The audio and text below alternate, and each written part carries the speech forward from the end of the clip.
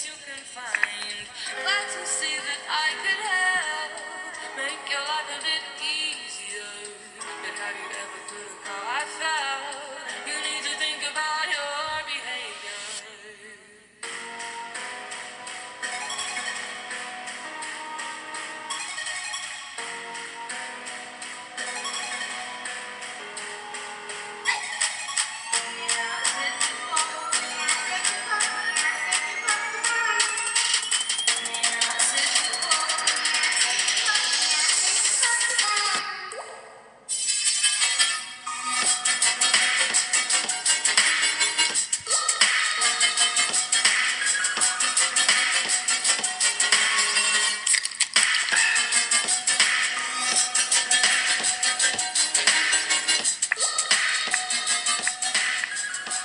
It's been a while,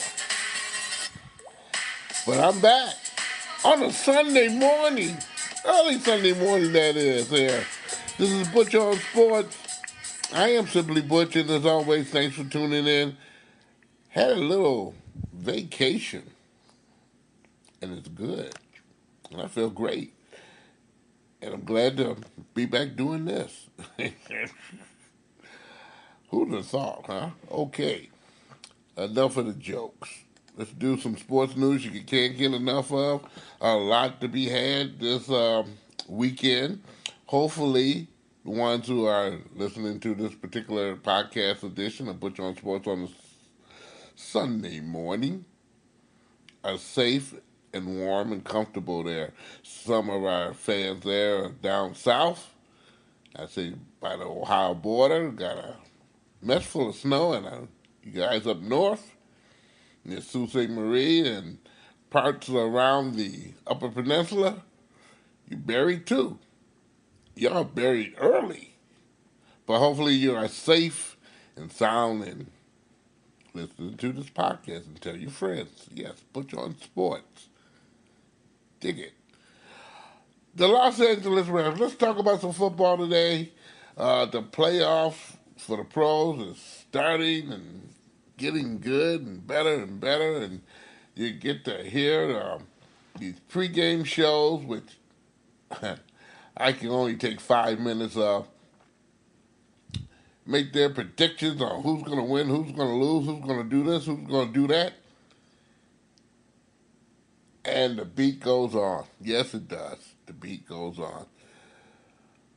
The Los Angeles Rams, there were many saying that the Dallas Cowboys would go give them a whooping because their offensive line was just so great, and Ezekiel Ellis, uh, Ezekiel Elliott, I should say, is so powerful. And oh boy, they sure were wrong.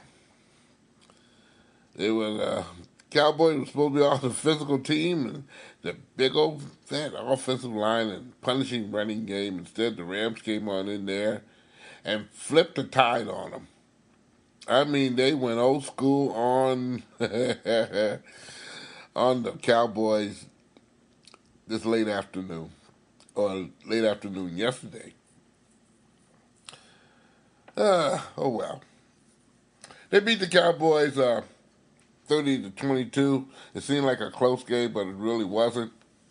The Rams had been in control of that game in possession, and also some heady play by their quarterback, and also Todd McVay, their head coach. Needless to say more, the Rams will be hosting the NFC Championship game next week, or hope to be. you know, hope to be here next week if the Eagles beat the Saints on Sunday. That's a hard order to find. Or else they'll have to travel to New Orleans and do their thing there. Talking about L.A. Now the other game here that was very interesting indeed there. The Chiefs, last year, if you can remember, they blew a second half lead to the Tennessee Titans, and the Titans just embarrassed them at home. Here come the Indianapolis coaches, and a lot of them people, oh, well, Indianapolis. Well, I think that so and so is gonna. No. I tell you, Patrick Mahomes, second, was jamming today. He was jamming. Of course, Kansas City had a streak of not winning any games at home, but they took care of that business healthy today. There, they took care of it with a 31-13 victory and snapped that NFL consecutive home playoff losing streak.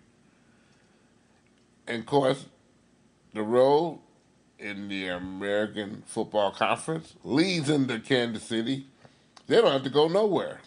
They can go home, and of course, they got a lot of snow going on in the Midwest as of now, as we speak, and hopefully safety is and cautions provided there. However, Kansas City beat they beat Indianapolis Colts very badly in that particular game there. Indeed.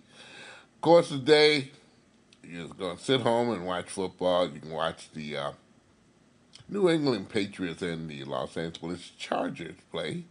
And also Philly, they'll take on the Saints, as I mentioned earlier. I haven't made a mention because I haven't been on all week, but, I have to mention this particular individual.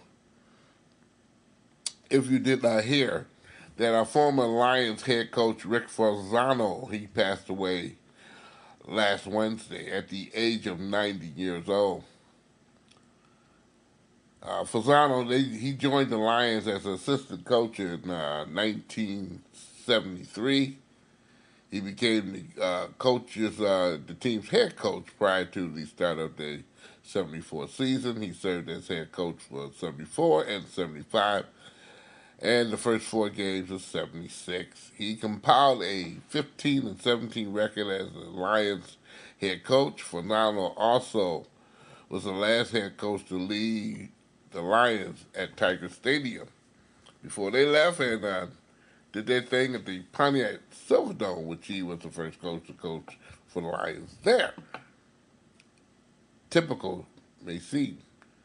Forzano was kind of a defensive guru there, although his services as an assistant coach there was sometime on offense there in special teams. And he had a knack of keeping the Lions at bay. And at that time during the season, I remember 1971, that's when the Lions went to the playoffs against Dallas. He had Greg Landry and a host of characters. And football at that particular time was kind of mellow for Detroit, because we hadn't won nothing in a long time. In that particular phase was in the 50s, and that's in the 70s. But now we're in the 2019, and the Lions still ain't won a doggone thing. Rick Forzano, 90 years old, passed away Wednesday. And our condolences go to the family, Detroit Lions, and etc. Blake Griffin. Pistons played today, or yesterday, I should say, yesterday afternoon. And they played at the Staples Center. I like those 2 games. When you go out to L.A., you get to play 2 games at the Staples Center, and then forget about it always. Just forget about it. But the Pistons played at the Staples Center today. They played the L.A. Clippers. Pistons has been in a doggone funk. I don't mean no harm, but they've been in a funk, and we'll get to that a little bit later on. But Blake Griffin going back home to play as he played the Clippers the last time. The first time he's been back to play against his old team there. And he received some greetings with some cheers during the pregame introductions. He received a standing ovation after a first quarter video tribute that showed him from the time he was drafted overall, which the first year, if you did not know, he broke his leg and could not play. Of Because he stuck his right arm in the air and raised his head and said thanks, to the fans without smiling. That was how nice it was. And then he proceeded in going into this particular game and scoring 44 points. And this was just so comical today. And the Pistons win for the first time against his old teammates and also snapped a 4-game losing skid here. Pistons, I mean, I don't know what to tell you here.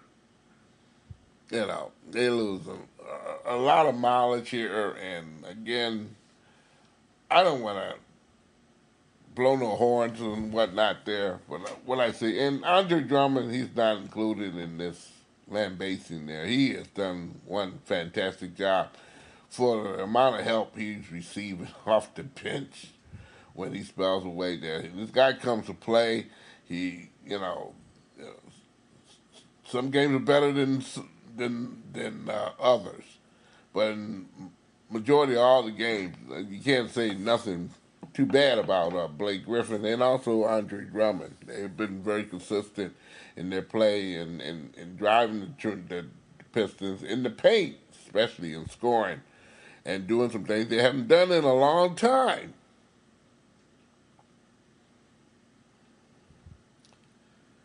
If only they get the other cast of characters to come to terms and shoot the ball correctly. Pistons in past, if you know about history of the Pistons, they've always had good perimeter shooters. Even some of the majority of the forwards, they were very good perimeter shooters. Sally was not bad. Dennis Rodman, he was kind of gritty, going in there with his dunks. James Edwards can shoot from outside. Bill Laimbeer, that's without saying, one of the best shooters, especially when it comes down to three-pointers and up. Terry Mills. I'm just naming some people from the Pistons. Perimeters and the guards, there's a slew. But this team and their perimeter shooting has been a joke. And maybe because I'm kind of hard, because they seem to be shooting these three-pointers like a hog shooting off slop, which is not going to get too much back once the hog gets the slop here. They're hungry. But the Pistons are not. And they're not doing some of the things that basically a professional basketball will get better. You can't shoot a three. Please step up a little taste and shoot a two. Warm yourself up. But that's not been happening too frequently with the Pistons, and their defense stink. Again, you can see Blake Griffin and Andre Drummond. I have no complaints, but they gotta have some help,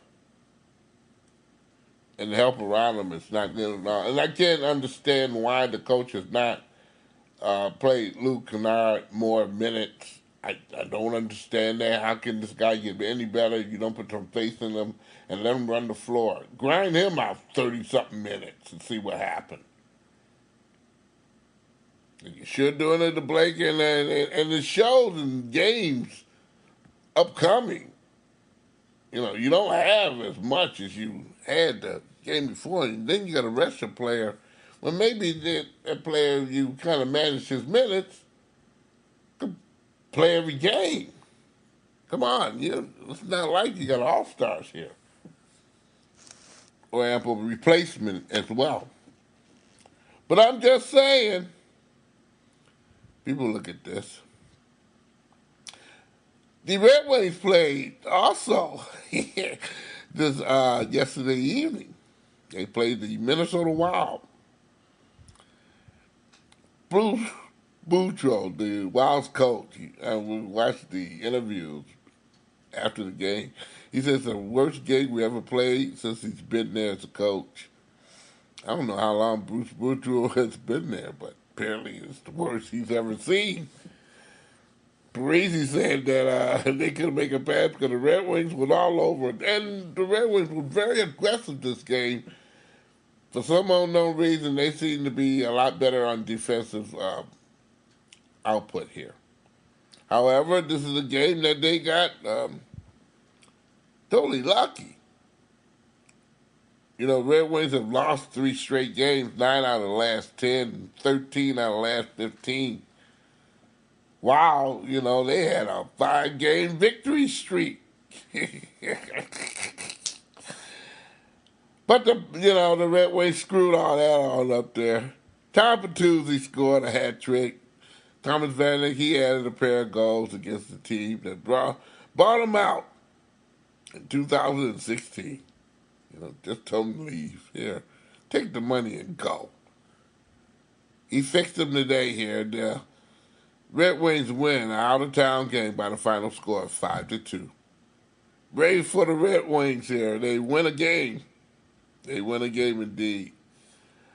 College is a lovely thing, and I think it's a even Steven kind of thing here because I can't understand why college football don't have the prowess as the basketball do. Of course, they do it the right way here. Everybody, participants, and this, that, and the other. Go on and on.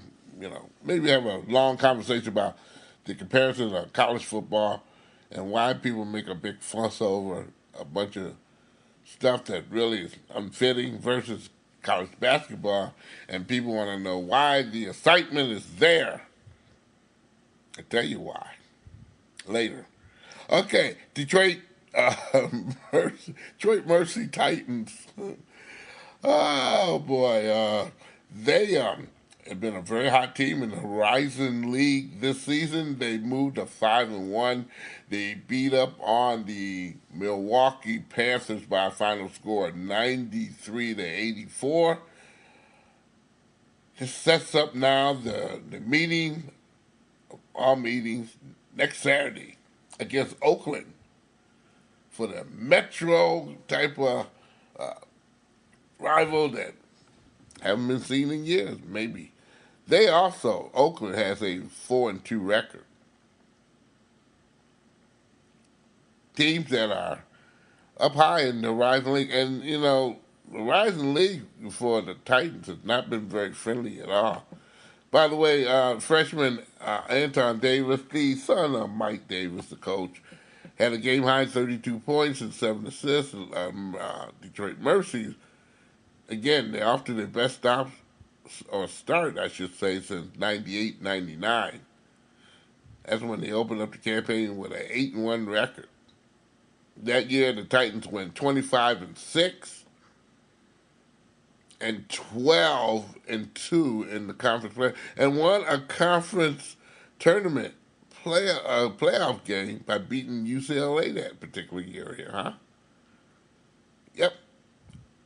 But this year they're 8-10, but 5-1 in the Horizon League there, which puts them in the first place. Josh Foley added 18 points for the Detroit Mercy Titans.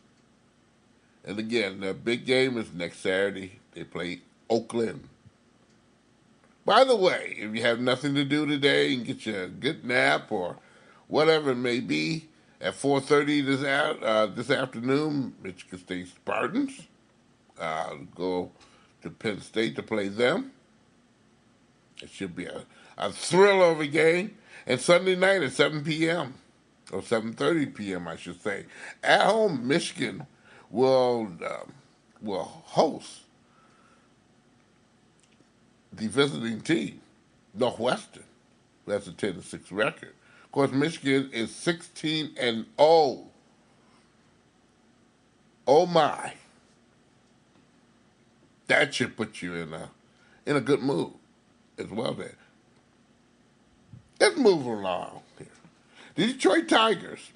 You haven't talked about them during the winter. Been very quiet winning indeed, but they seem to be coming to terms with some players that we're going to be seeing next year. Nicholas Castellanos, he avoided arbitration this past week, and they signed him and gave him a pretty decent contract there indeed. I thought it was like $9 million. Someone was said, then they reneged and said, well, no, it's not that there. We really haven't gave you the numbers. And the numbers will come out pretty soon there. However, Castellanos, they avoided arbitration with him.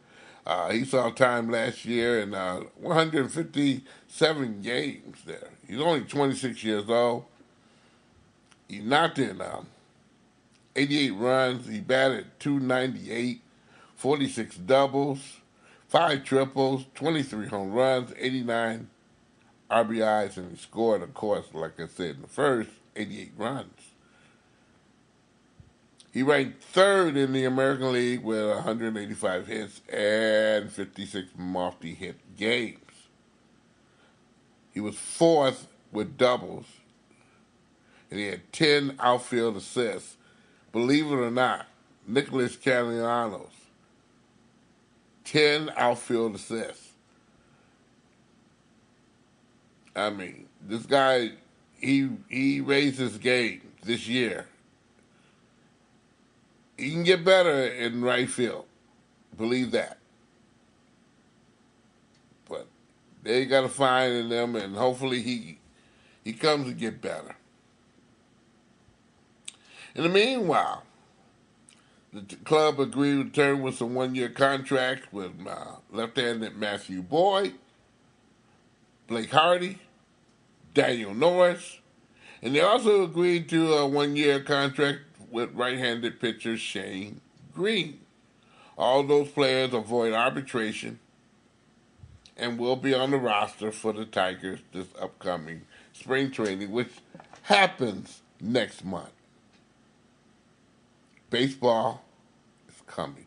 And by the way, you will not have to worry about this year starting the season in March in Detroit. The Tigers' first 7 road games, this goes between March 28th and April the 3rd, will be on the road. They play Toronto for 4. They play New York for 3 before they come back the next day after the 3rd to play on the 4th versus Kansas City, which is a 1:10 start. Boy, oh boy.